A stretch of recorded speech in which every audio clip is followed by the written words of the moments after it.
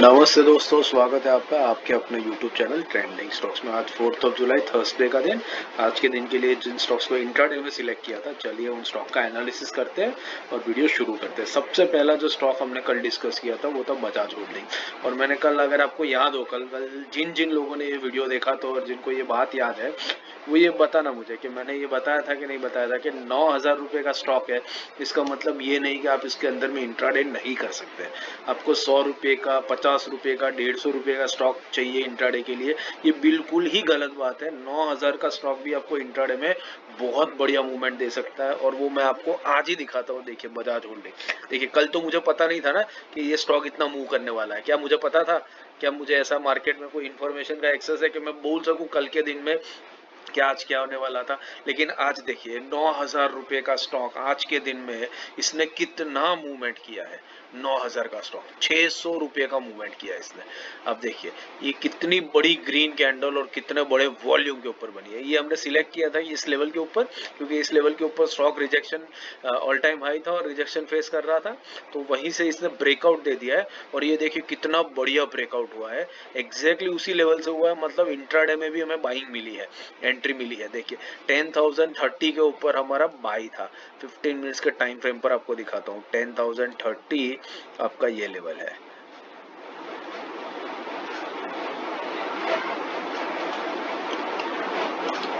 एक सेकंड, ये क्या हुआ?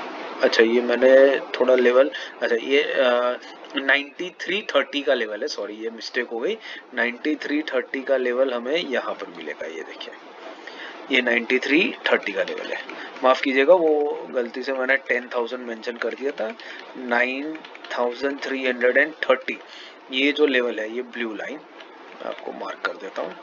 ये आ गया एग्जैक्ट लेवल इसका और ये हो गई इसकी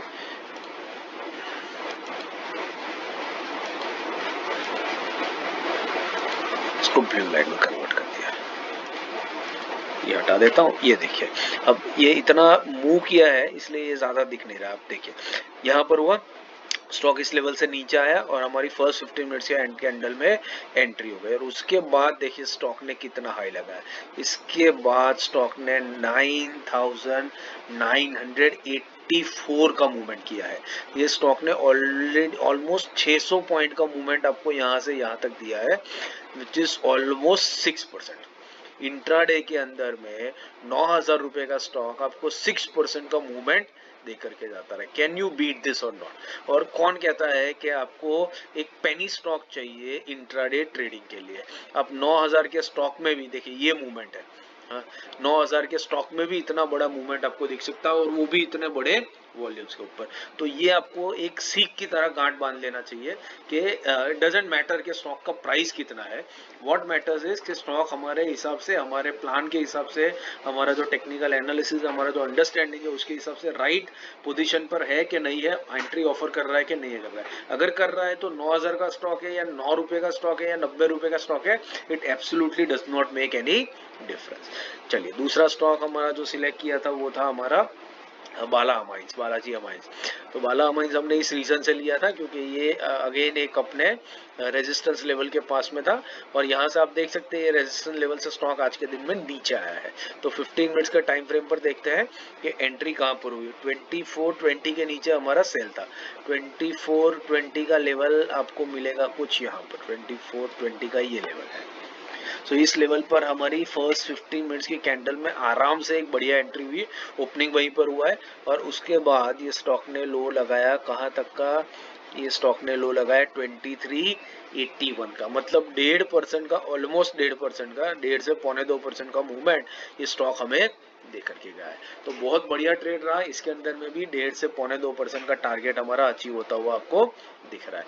तीसरा स्टॉक था बालकृष्ण इंडस्ट्रीज। इनफैक्ट ये आप तीनों स्टॉक्स देखेंगे ना तो ये हाई वैल्यू स्टॉक थे। 3,000, 2,2500, 9,000, तो हाई वैल्यू स्टॉक्स है, फिर भी इसके अंदर में अच्छा खासा मूवमेंट हमको देखने को मिल रहा है।